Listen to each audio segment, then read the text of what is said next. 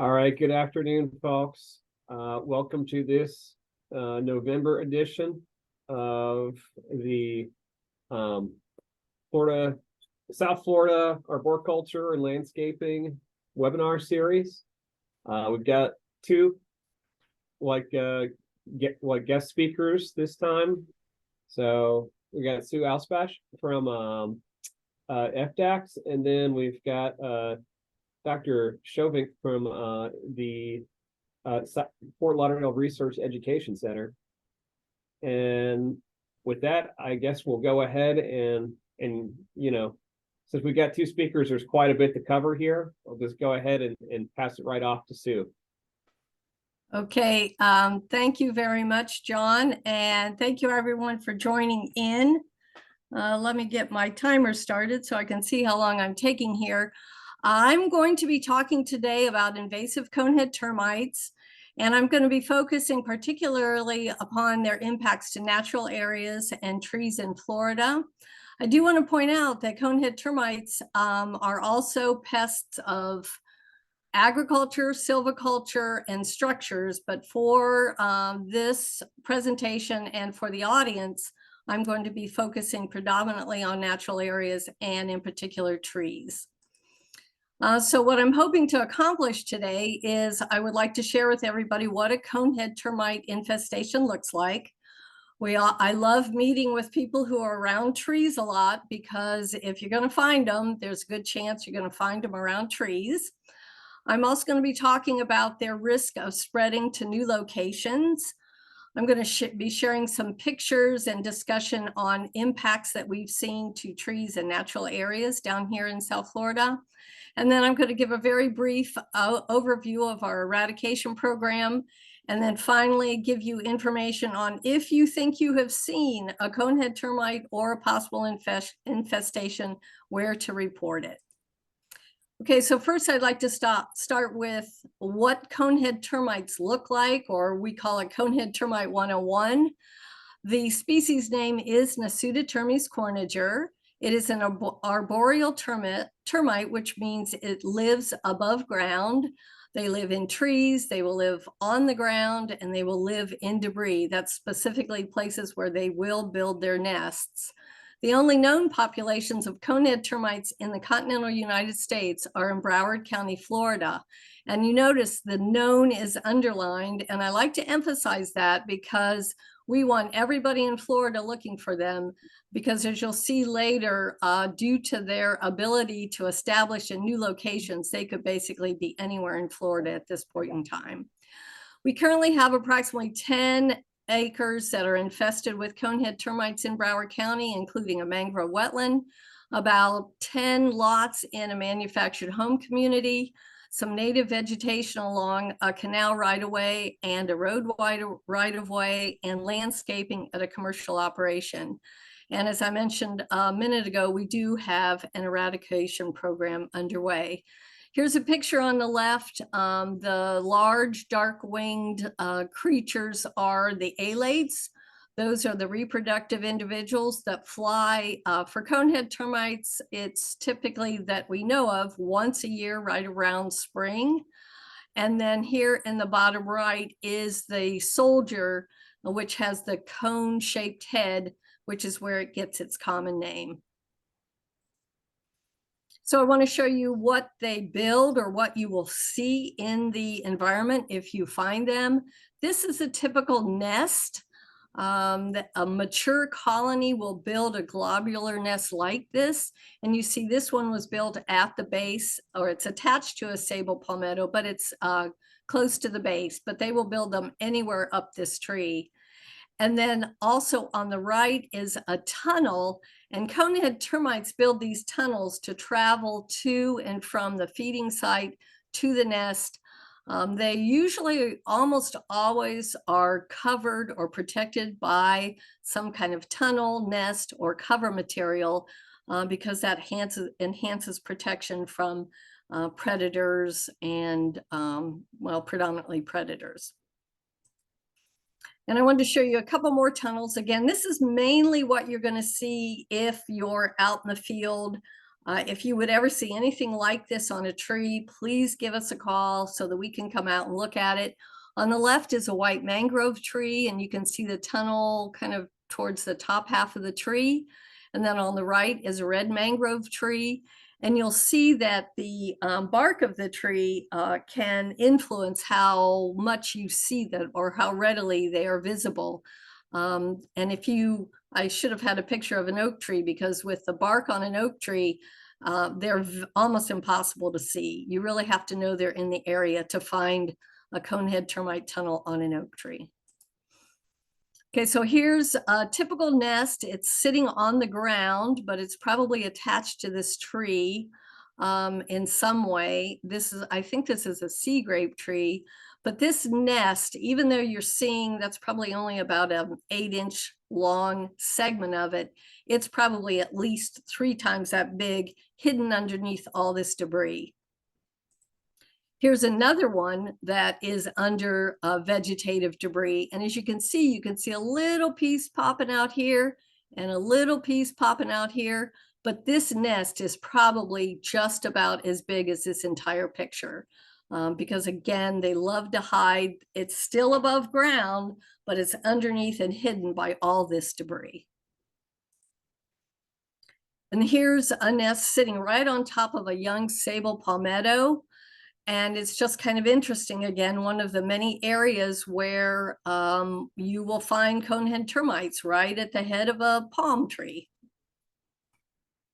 And I want to point out we have many more pictures on our conehead termite website, and I have a link to it and a QR code for it at the end of the presentation. Lots and lots of pictures of the conehead itself, tunnels, nests, infested material, lots of pictures. And I just want to share this picture because anybody who knows Phoenix reclinata, you know what I went through to find this nest. This was a completely ignored Phoenix reclinata growing on the side of Dania Cutoff Canal. I don't think anybody had ever done any trimming. It was multi-trunked. It had tons of dead branches hanging down, completely enveloping the entire base of the tree. And you know, those things have some pretty nasty spines. So I had to really dig deep and do a lot of trimming to get, but it paid off. This is what I found. Was probably a little bit bigger than a basketball.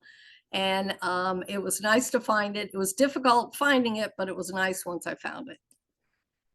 Okay, I just wanted to point out, as I mentioned earlier, they always like to hide behind some kind of tunnel cover material. So I wanted to show you a picture of cover material. This wheelbarrow handle is almost completely covered with conehead termite cover material. And if you scrape this off, it would just be loaded with conehead termites. And what they're doing is they're eating that wood. But before they start eating, they cover themselves so that you can't see them. So I just wanted to share with you what the cover material looks like.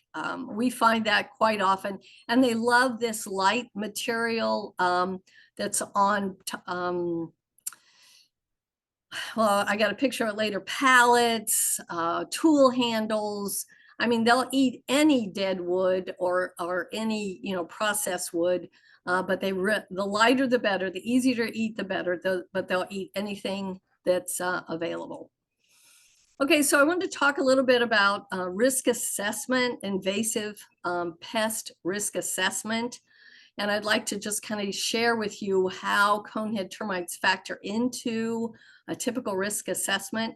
And what is looked at is the likelihood of that pest arriving, the likelihood of it becoming established, and the likelihood of impacts.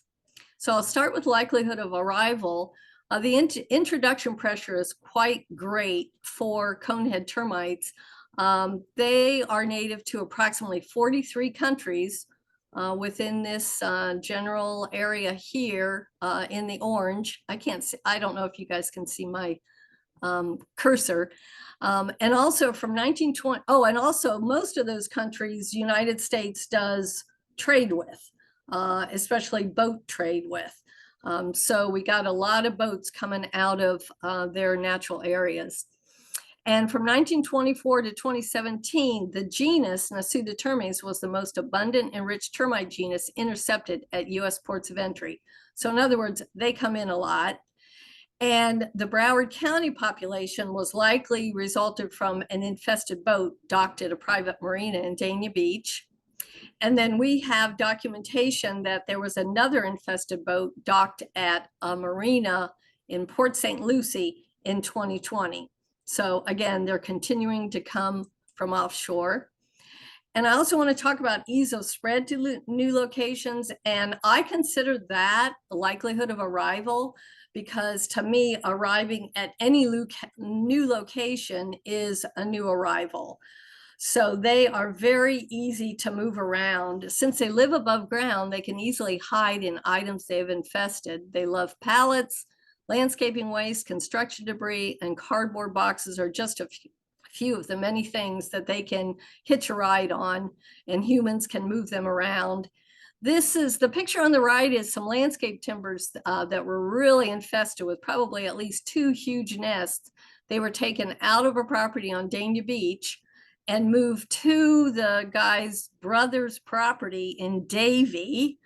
And so what happened, as soon as that load got dropped, the coneheads started vacating. And you can see on the tree to the left of the gentleman that's standing, and that orange is a tarp over that pile of landscape debris. We had it fumigated. And you can see that already they had built a tunnel up into that tree and were already eating. And I did dig out at least 1 queen from the base of that tree. So even the reproductives had moved out of the landscape timbers.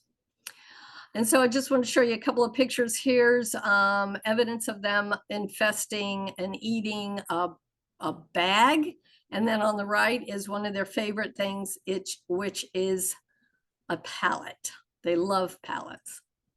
Okay, so likelihood of establishment. So if this pest arrives, what is the likelihood that it will be able to set up a colony and thrive? And so they are very proficient in becoming established. The evidence of the Florida population alone is enough to show their adaptability and skill in dispersal. And also they were introduced to and spread across New Guinea, the entire island of New Guinea, which is the 2nd largest island on the planet. And they thrive in a broad range of habitats: tropical forests, second growth, savannas, mangroves, urban habitats. They can live just about anywhere. Okay, so one thing that also helps them to become established is they have a couple of biological characteristics that really boost their establishment. And that the first one being that each nest, almost every single nest, has multiple egg-laying queens. And that's unlike almost all termite species on the planet. So on the right is one nest in Dania Beach. We found this.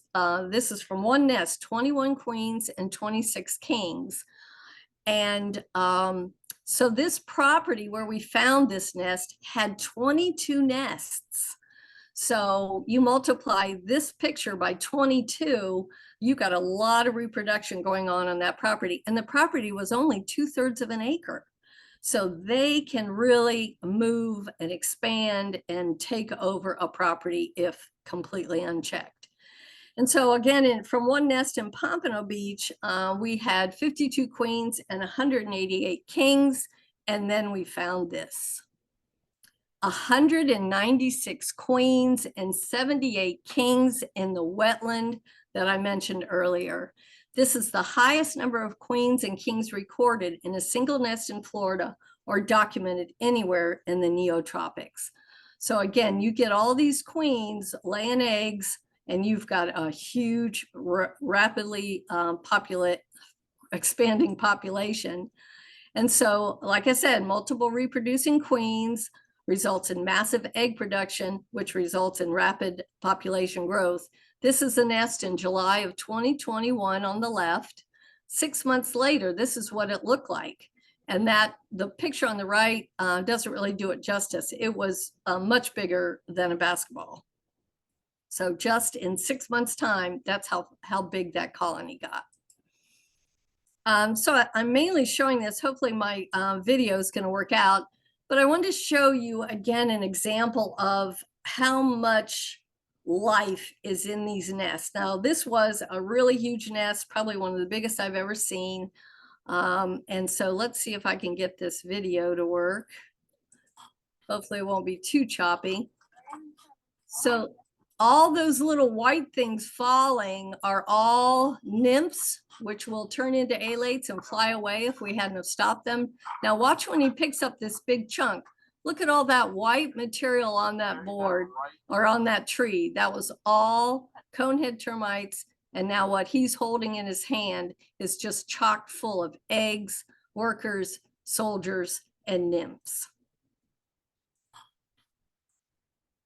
Okay, so the second biological characteristic that helps them become established is that they have hidden young colonies. So when a king and a queen first establish a new nest, they stay hidden in the host wood, just basically feeding off the host wood itself.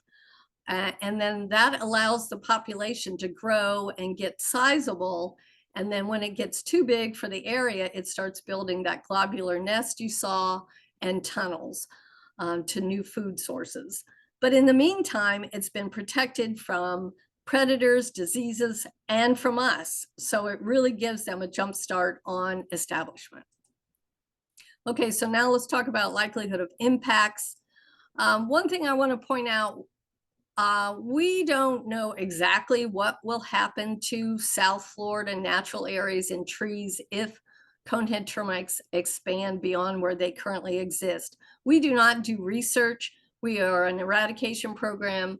We find them, we kill them, but we can make some pretty good assumptions on what would happen. And also based upon what we're seeing out there, we got a good idea of what might happen. So one thing, plant composition and habitat change through destruction of ground litter could take place. It's also possible the rates of decomposition and addition of nutrients to soils might be altered. As an example, there's no other wood-destroying organism in South Florida mangrove forest that is capable of ingesting wood as fast as conehead termites.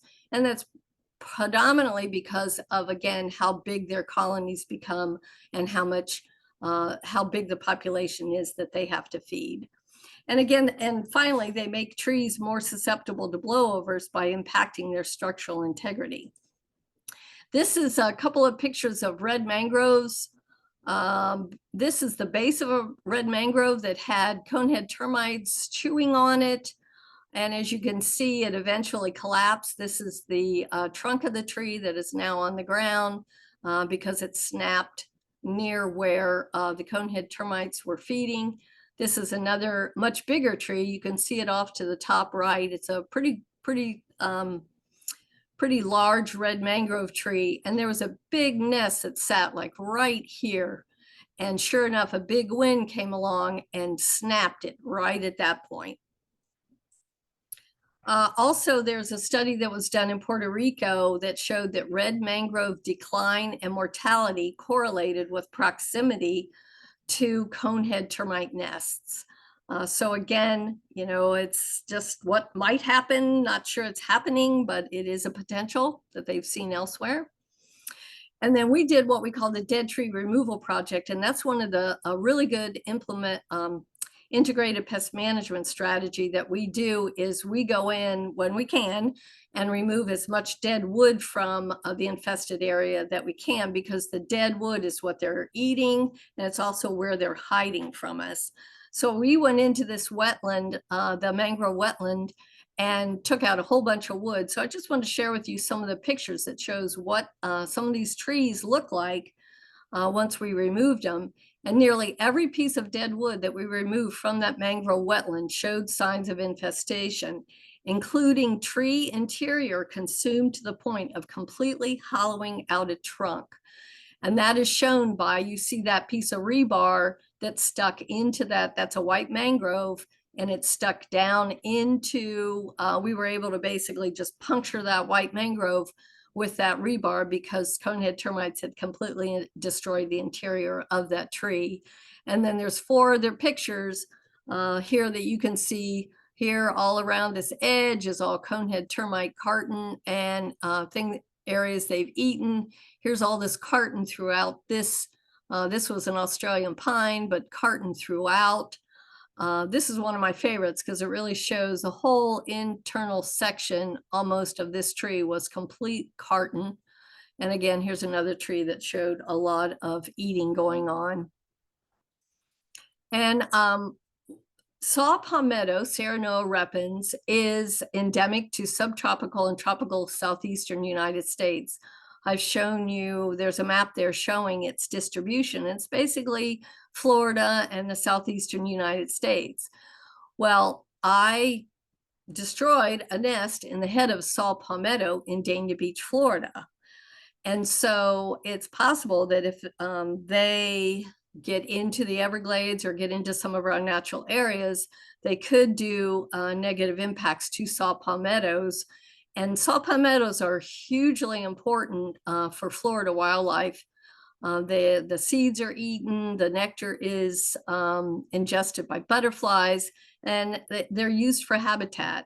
So again, this is a what if, but the fact that I found a pretty good sized nest sitting right on top of the head of a young saw palmetto shows that we have concerns. And again, really what we're trying to do is just make sure they don't move. We want to keep them where they are and destroy them where they are before they move on.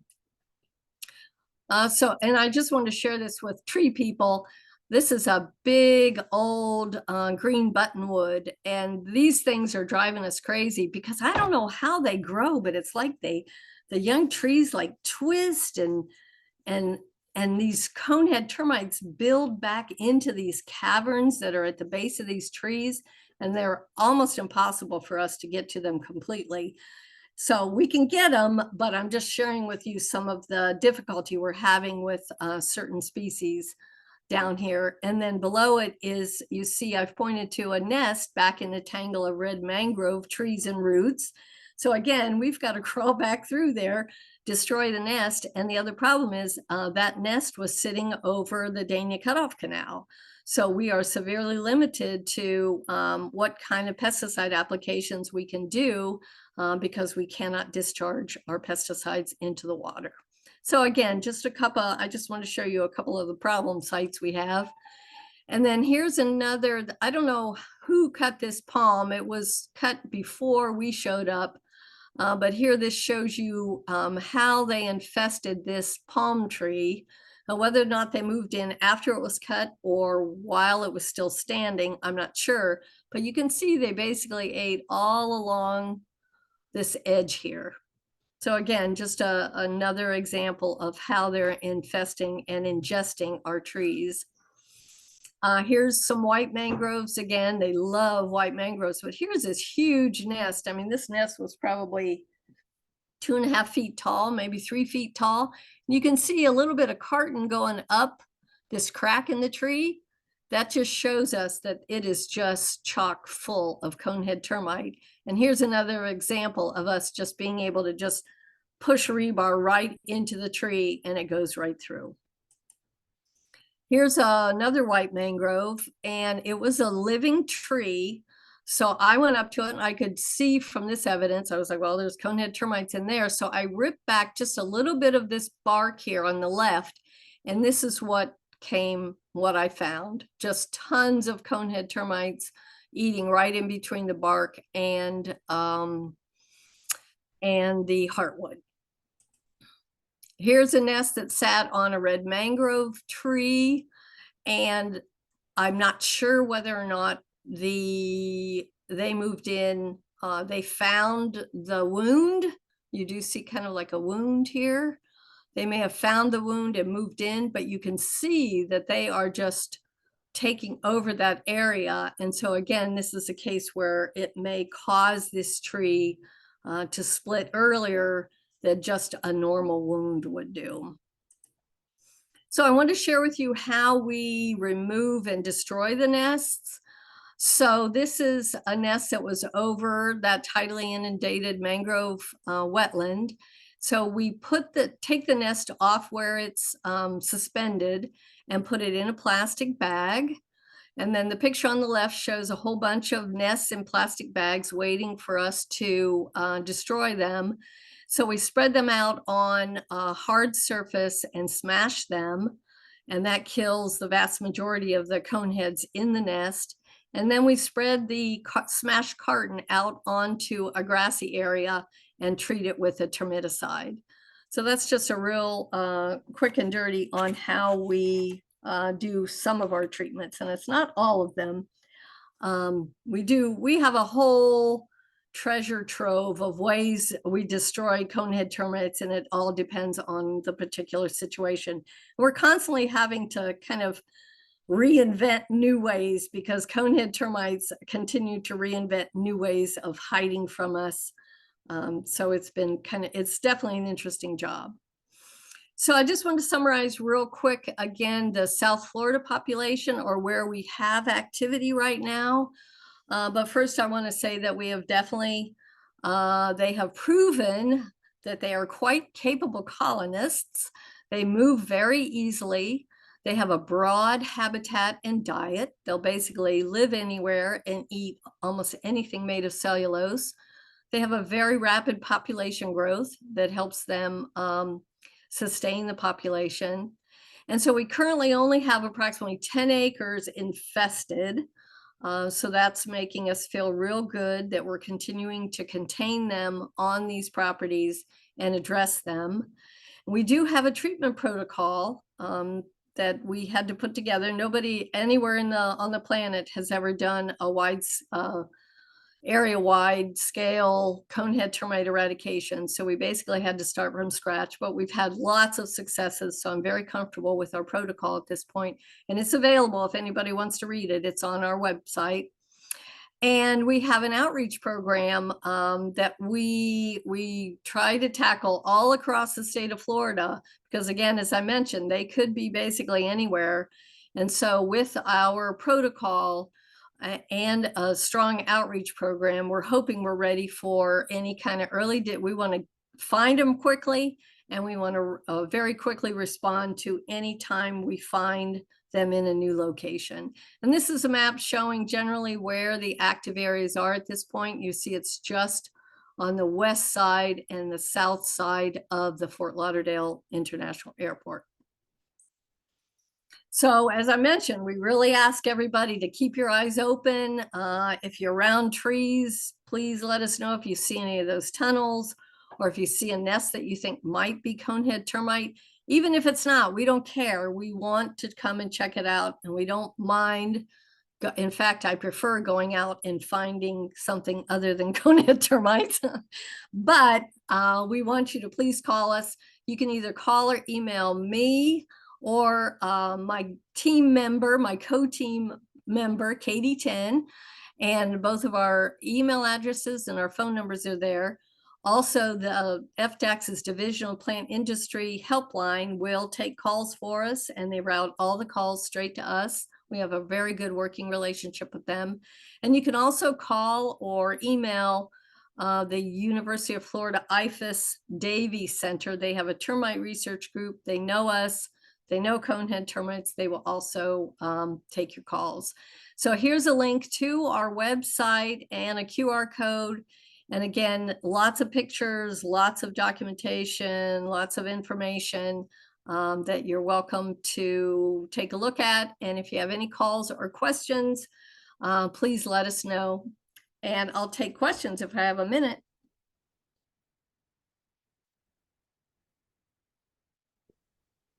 Let's go ahead and save all questions for the very end. And then if you can hang on anyway. I will. So yeah, and then folks, yeah, we'll have some Q&A here at the end.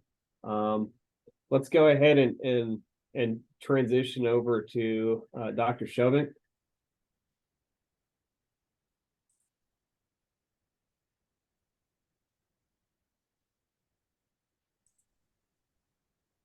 All right, we can see you. Hey, so let's go ahead. I guess if you can share your screen. Yep, working on it. Okay. And that would be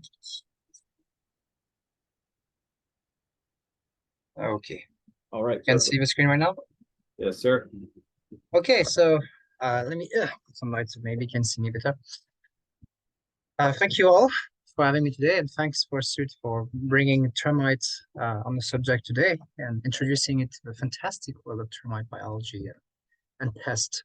So I'm going to shift gear today about talking about the impact of invasive subterranean termite in South Florida. This is really a problem that is really essential to South Floridians from Riviera Beach, primarily all the way down to the Keys.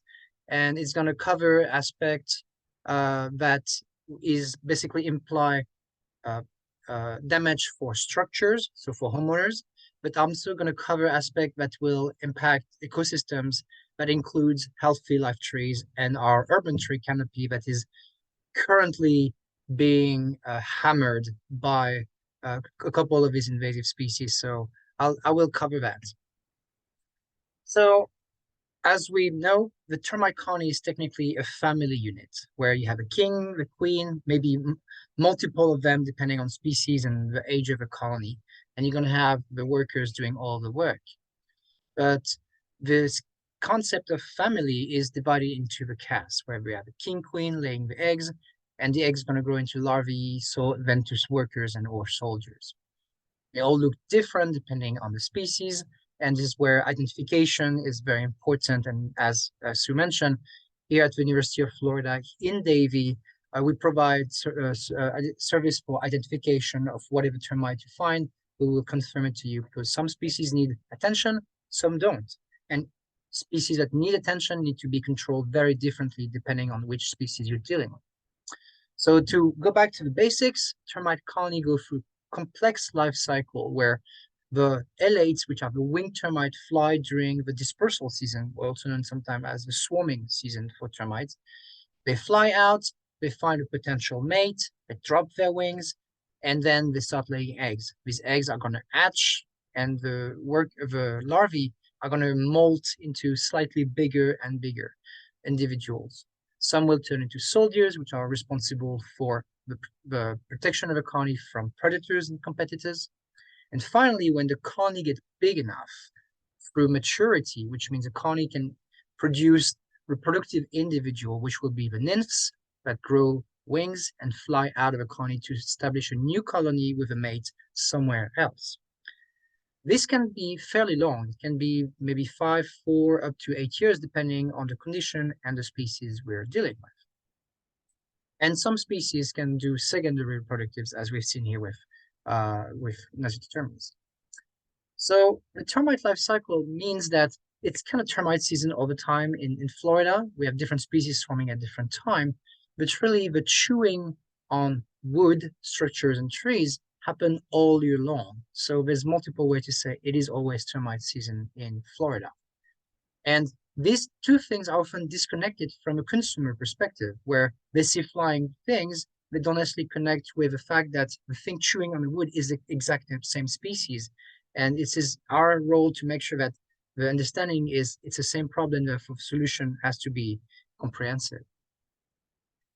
This is a dispersal flight of Termites gastroi, the Asian serpent termite from, I could see this 2 houses from my backyard at this point, coming out from a ficus tree. And you can see this is thousands, hundreds of thousands elates coming out of a single colony.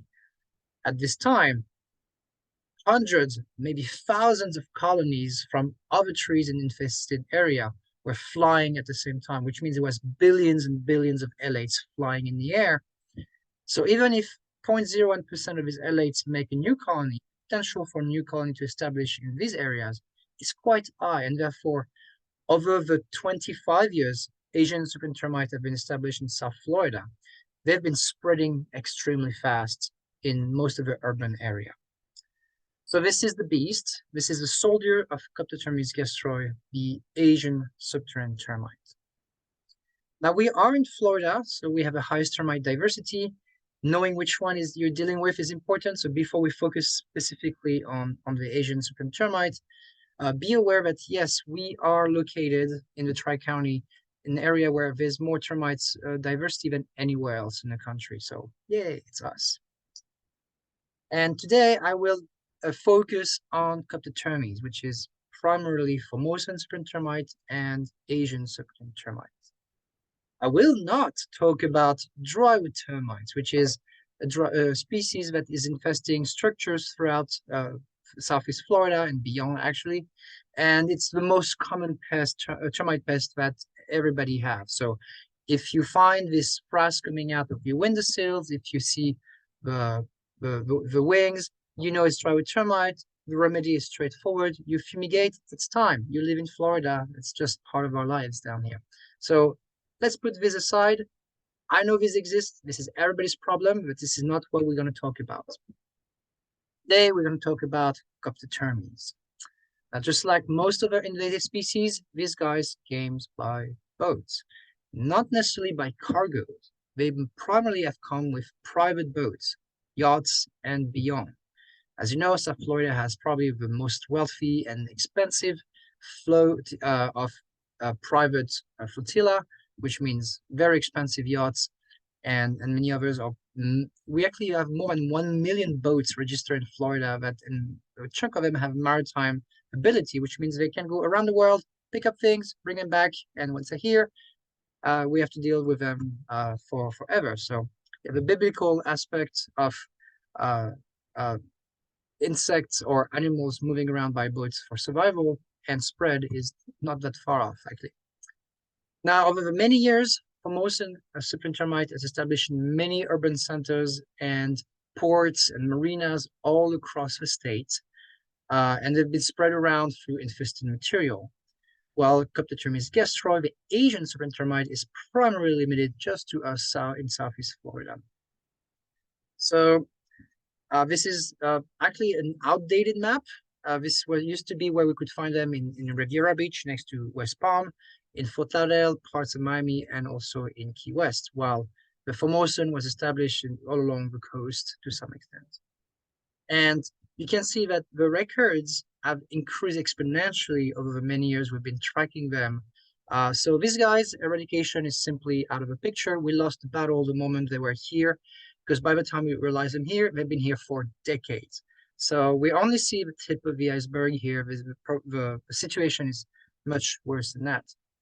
But what this data shows us is we estimate that by 2040, so it's only, 17 years away from now, we're going to have a situation where in Southeast Florida, 50% of all structure will be potentially at risk of infestation by either Formosan or Asian cyprian termites. This is Asian cyprian termites. We have the alates and you have the soldiers to see what they look like. Now, the swarming season is a bit different for the two species. For us in Southeast Florida, Asian cyprian termites start swarming late February all the way to mid-April, let's say. And while Formosan cyprian termites start swarming like mid-March all the way to basically like early June, let's say. So they have a slight difference in the timing of emergence for the winged termite to fly out. But they have an overlap, so sometimes you can collect them at the same time and at the same place. Eventually, they show up in somebody's house because they were attracted to the light and die, because these guys cannot survive inside structure on their own. This is a life stage of a colony where they need to establish a mating pair somewhere where there's moisture, which is going to be the base of a tree primarily, not inside the structure. So if they fly inside, it's not really a big deal because these guys are not going to survive. But that means that you are in an area with known infestation, therefore you should be aware that you need to protect your structure, and we will see your trees as time goes by. Again, this is a picture of Termites gastroi, the Asian cyprian termite. Now, this is just a house about 2 blocks away from mine in Fort Lauderdale, where here you can see that there's been a lot of damage. They were renovating their kitchen. They were hoping to spend $5,000. They spent $52,000 because of the damage from Asian cyprian termite that literally gutted out the inside of the structure. So these termites come with a hefty price for consumer and homeowners there. And we estimated that consumption about a mature colony of 5 million termites is about 300 pounds per year. So 300 pounds plus 300 pounds in the important part of the structure, it can do a lot of damage. They can go through the walls, through the crawl space, through the drywall. They don't really feel on drywall, but they can still chew through it to excavate and give access to the attic, for example. They primarily come from underground. So here this is a crawl space, and you can see the mud following the pipes, following the root system, following the electrical conduits. This is like a line to guide them to where potentially there's food. And here they reach the subfloor, they chewed through it, and the homeowners who was living in Boston at the time came back 6 months later, came back in, went through the floor because of the damage here. So you can see it can be relatively fast damage, extensive damage. The big problem with subterranean termites is in the name. We simply don't know what they are. When you see them, it tends to be too late, especially when it's in a structure, and you need to go for remedial treatment. Now, they have spread in various parts of us, and you can see the yellow dots here is basically Formosan subterranean termite, and the red dots are currently Asian subterranean termite. And you can see that in the Hollywood, Golden Beach, and Aventura area, you have strong Formosan population because they established about 40, 50 years ago. And you also have them in Miami Shore and Hialeah. But then if you go to Miami Beach and in Miami, especially around the airport, now we have a strong population of established Coptotermes gastroi, the Asian subterranean termites. I was there just a few months ago. I was walking down the street, about close to the art district, and I looked at the trees, and every single one was infested with Coptotermes gastroi. It means the city is in the process of losing a lot of their trees. This is what they look. This is egg pile guarded by a soldier here, and eventually, as they fly, they are actually attracted to trees. So the male and female fly toward the light if there is, but they also are strongly attracted by trees. And we're not exactly sure what's the chemicals that they use to pinpoint a tree, but we know that when they fly, they coat the surface of a tree, bounce into each other, bump into a potential mate, and then they drop their wings, go down at the base, and start the colony. And 5 years later, this is what happened. They gutted the tree from the inside, and now we have a dead tree. This is a sable palm. As you can see, they did a lot of damage. Give it a few more years, chances the tree is not going to make it.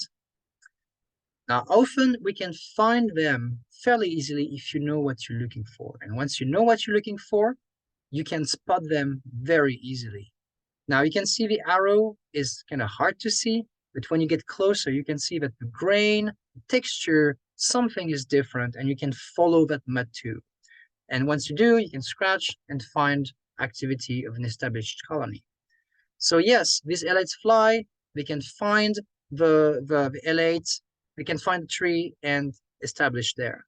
Again, we have a case here with a bolt cypress, one of our native trees, and they gutted the inside, the tree stopped blooming eventually and died. The homeowner cut it down, and we could see the damage here, but they did. This is mud tube on the side of the bark on an oak tree. Again, color, texture, something's off. Be curious, scratch it up, and you'll find them. Look at this, mud completely covering parts of an oak tree. Pruning wound, very important. Pruning wounds, when you see that mud accumulating in or around it, that is very suspicious, a big red flag that you want to have a look at. Again, the L8s start at the trees. Pruning wound again.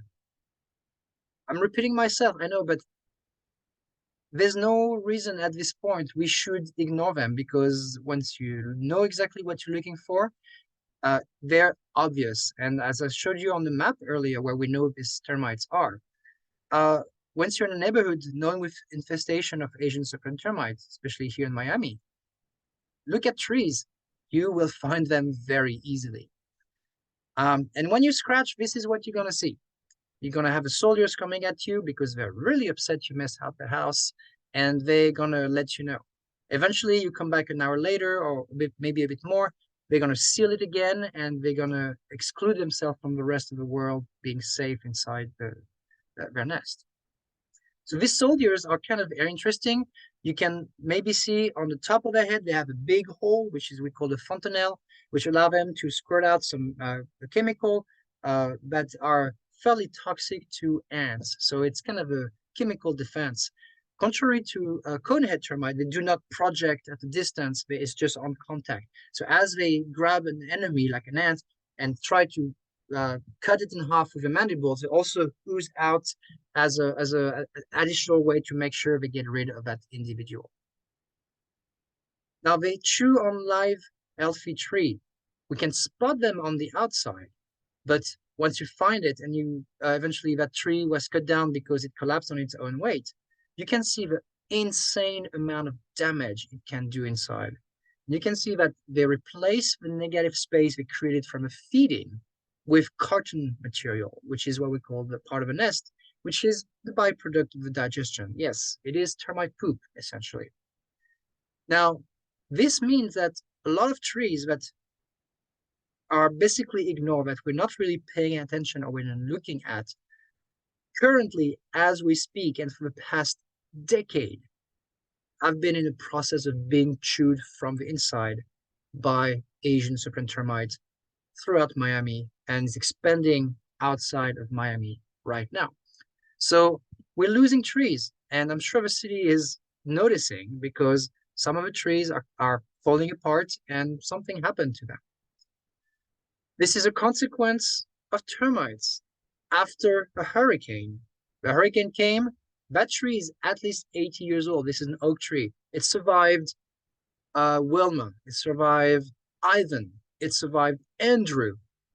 It did not survive Irma, because between Wilma and Irma, Termites came, chewed the inside, and the tree collapsed during the windstorm. This is termite damage. This is not hurricane damage. The insurance may not cover that. Another consideration. So to wrap this up, if you're in South Florida, check for trees, because we are in an irreversible process of losing part of our old urban tree canopy. I've been a strong advocate, and this is why I'm here today, thank you for inviting me, that there's a responsibility in local governments, either at the county level or so maybe the city level, that programs should be put in place to monitor trees so we know at least which trees are being infested by Asian subs, or Formosans to that extent, so something can be done about it, either by putting a task force or subcontracting to control companies that would be willing to participate to save the tree in that respect. So speaking of saving the trees, there's many ways we control serpent termites. The primary way that has been done for a century is liquid termiticide that exclude termites from the treated area. It essentially protects the structure temporarily until the barrier breaks down, because the chemical we use now are designed to not last too long, so we don't have bioaccumulation of a nasty pesticide. The alternative way, which has been developed here at the University of Florida in the past 30 years, is bait. You use a tiny amount of insecticide that is target specific to subterranean termites that feed on the bait. Nothing else is attacked. And therefore, we know for a fact that baits use about 25,000 less amount of pesticide and have this amount of less environmental impact than current liquid termiticide. We reach colony elimination. The idea is baits are allowing the termites to feed on it long enough so all the termites within the colony share it through food sharing, which is trophallaxis, and the termites die at the moment of their molt. That is very important because it doesn't create a dead zone around the treatment, which means the colony is going to be wiped out, give it time. Now, in the past, we used to do foam formulation of trees where basically we drill a hole and we foam the inside to kill all the termites, but all the termites that are outside of the tree are not really impacted because of a direct pesticide contact. I'm advising to stay away from this approach if possible. We know that liquid termiticide for invasive termite is technically not quite IPM. Silver lining, we know where to find them. If you look carefully, the trees, they will be in trees before they're in the structure. So if you find them in trees early, you can eliminate the colony before it's even in the structure. Now we have access to bait stations. Some of them are above ground formulation, so you can literally plug it directly where the activity is. The magic ingredient is in there is water. What allows the termite to come in and stay is the water. And then once they're in there, they consume the active ingredients. We did hundreds of treatments in this case. They come in, they feed, within 3 months, the colony collapse from onset of mortality through the action of a chitin synthesis inhibitors. Now I have a few minutes and I'm going to share with you a program we did with the contribution of the City of Fort Lauderdale and the Florida Department of Agriculture and Consumer Services, who partially funded that story. In Fort Lauderdale, we also have Asian subs. It's getting bad. We're losing trees, including in city parks. So the city gave me access to the parks, and we're in the process of modifying the formulation. So there's not this big box sitting on a tree. We're using the tree as a container where the termites are. So we're basically giving them the bait on a silver platter. And we treated close to 120 plus trees in city parks and a few trees that were in private properties, because they called us, they were panicking, and we were able to have access to a tree and bringing them into the pilot project. So sometimes you find them easily. It's very easy to treat them. This is a case of Riverland Preserve. We treated a bunch of trees in 2019. In 2020, we couldn't find activity. We came back in 21. We found a new infestation, and we treat again, and we eliminate all the termites. So we've been killing colonies like a whack-a-mole game at this point, which means that we can't save the trees, we can protect the structures, but you need ongoing surveillance and monitoring and elimination as more colonies are coming.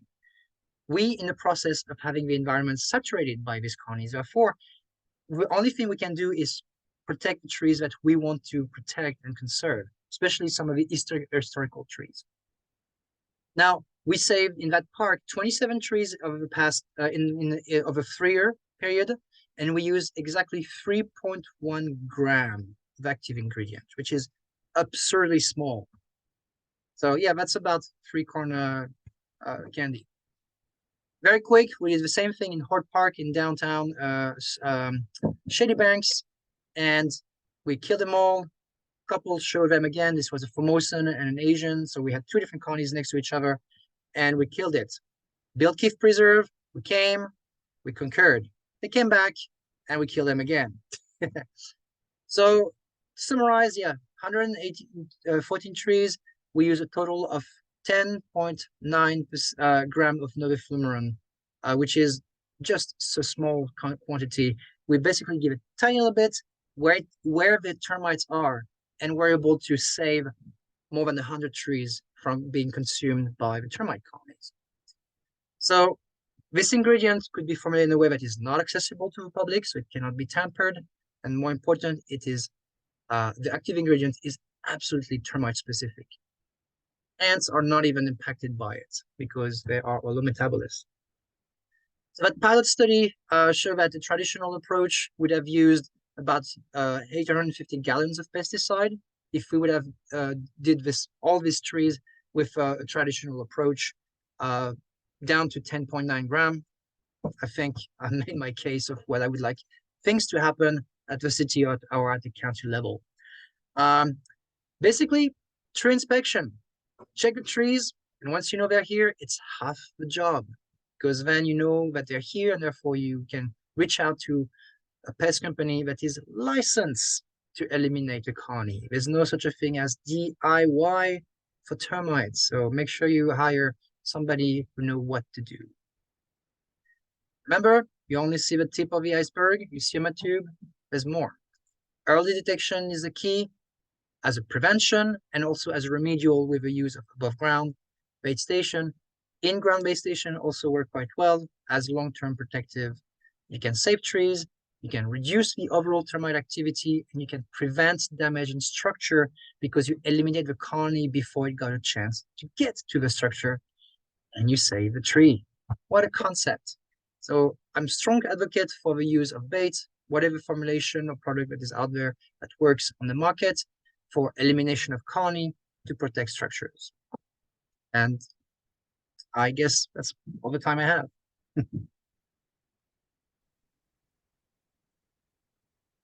Well, thank you, Dr. Chouvenc. So I guess if Sue, you're still there, you know, we've got a little bit of time here for Q&A. If anyone's got, I think I might have seen a little bit in the chat already, for Dr. Alspach or for Sue.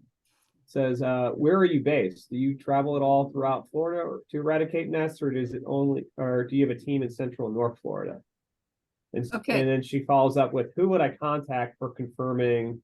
Okay, Raquel, follow up with us. Just give us an email. But yeah, I'll pass it off here to Sue. Okay, Raquel, we are located currently in Broward County because that's where we know that they exist. But that doesn't mean we can't handle them out elsewhere. We just basically, the first thing we would want to do is just probably talk to somebody over the phone or trade pictures and get a positive identification on what the insect is that you're seeing. And then if it turns out it is coneheads, then we would have to institute a response team to head out there to deal with the infestation. So I would suggest if you've seen anything that you're questioning, take a picture, maybe collect a sample and give us a call or send me an email and we can talk about it. All right. I can't tell here. I got a question from Michelle. This might be for both of you, actually. So once the termites are eradicated, are they returning to the same trees? Tomas, you want to start? So for the case of Formosan or Asian subs, you can only kill one colony at a time. So what happens is you kill a colony that's infesting a tree or a structure through a bait approach, for example. A liquid terminicide would just exclude, so you don't technically kill termites much, you just protect the structure temporarily. The baits eliminate the colony, but by doing this, you kill an organism that has underground tunnels that expand fairly far. So if another colony, a neighboring colony, have access to these tunnels, it can use the same tunnel to go back exactly to the previous colony was using. Therefore, you can have reinfestation. It can happen 3 months from now. It can happen 20 years from now. We don't know. What we know is they're a bit everywhere, so it's a matter of time before you get reinfestation. This is why long-term bait protocol in the ground to protect structures is preferable. So it can be a kind of a lottery game where you kill the colony and you hope another colony doesn't come back. But for some areas in Miami where 50% of the trees are infested, it may just be a matter of time before I come back. And this is why I'm a very strong advocate. Monitoring is really, really important because you at least know that where the termites are and what you can do. If you don't look, we're going to lose trees regardless. And I'll just follow up on regarding coneheads. The question referred to once they're eradicated, are they returning to the same trees?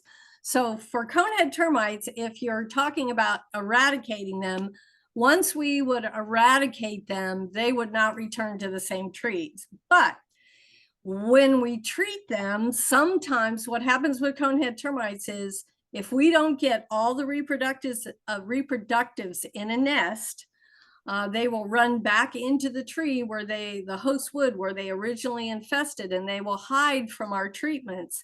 And if any of them survive, they will potentially, like within the next year or so, start growing that colony again. But in most instances, except maybe now this mangrove forest, we are pretty successful at addressing all of the reproductives, killing all the reproductives, which stops that colony.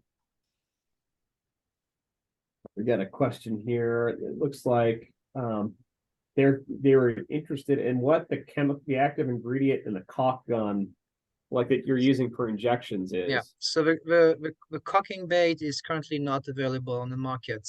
This was a prototype. We are working with some manufacturers to hopefully get it to the market at some point. Currently, we have above ground bait station. So, the black pouch that you staple to a tree or a wall or anywhere you have activity is currently available through providers that have access to the bait station. Again, it's not above a counter. There's no such a thing. All of these bait station use chitin synthesis inhibitors. And currently in the US, we have four that are regulated and registered, which is diflubenzuron, hexafluoron, novaluron, and novifluoron. Rhina above ground formulations are limited to one company, which I cannot name for obvious reason. But again, only companies that are licensed to use these in-ground and above-ground baits are allowed to even implement it because they're regulated by the manufacturers and regulated by FDAX and the EPA. I've got a question here. So for when I guess you guys do a lot of searching for both the subterraneans, the Asian subterraneans, and for the coneheads. Do you use dogs to find them? Like, what are the methods that are typically used to locate them? Is it just completely visual? Currently for conehead termites, it is completely visual. We had a dog in the past, but it wasn't highly successful. I think dogs would be a really fabulous way to go. The problem with conehead termites is because we were doing an eradication program and it's a quarantine pest, it wasn't, we couldn't really, you have to, what do you call it with the dog where you're constantly reminding them what it is that they're looking for? And we couldn't do that with conehead termites because it's a quarantine pest. We couldn't have a colony elsewhere. So if we could get past that hurdle, and I've been talking to a few people about ways we could potentially do it, but I love the idea of dogs. I think it would work really good if we could just get past this one hurdle. So, but Tomas, do you? Actually, I'd like to share my screen again for a different purpose here. So at the University of Florida, we do have, we do have this map that we regularly update. The idea is people send a sample, we identify, and we put a dot on the map. So all these red dots are Asian subs. All of these yellow dots are Formosan subs. And you can see that not everybody is exposed to the same risk. If I'm zooming out, you can see where Florida Keys are heavily infested by Asian subs. Now we have pockets of Formosan in Homestead, pockets of Asian subs in Miami, more in Aventura, Hialeah for Formosan. Both of them in Fort Lauderdale, and you can see it follows the New River. So because all the marinas and docks are here, which means they establish through boats. Again, we have pockets in Lighthouse Point, in West Palm, especially in Riviera Beach, big activity. And then if you zoom out, we have activity. Sorry about that. Mouse. We have Formosan territory throughout Florida, again, mostly in urban area. Now, this map is very incomplete because it's whatever people send to us. So our eyes actually is not necessarily my eyes. Now, I provided to a lot of dots on this map personally while we're doing the survey. See, there's a lot of dots here right in the middle. This is one of the park we treated. So it shows you that if you look, you can find. If you have a concern, send us a sample or drop it up at our office at the FLRC. We have a website, do termite distribution, University of Florida, and it tells you how to send sample so we can confirm which species you're dealing with. So our eyes is yours, technically. This is how we find them. Really cool. Are there any particular host trees? I know that you said, or Sue, that like the coneheads are pretty non-preferential. What about for the subterraneans? Yeah, they don't care. What I mean, well, I guess maybe a tack onto that is does tree health and vigor play into it at all, or does that not really matter as well? That is the problem. If you look at native subterranean termites, they tend to attack dead trees or trees that are on their way out. With Formosa and Asian stuff, they go for anything. So it's not because you have a beautiful, healthy tree that they're gonna skip it. If they're around, it will be a matter of time before the tree is infested.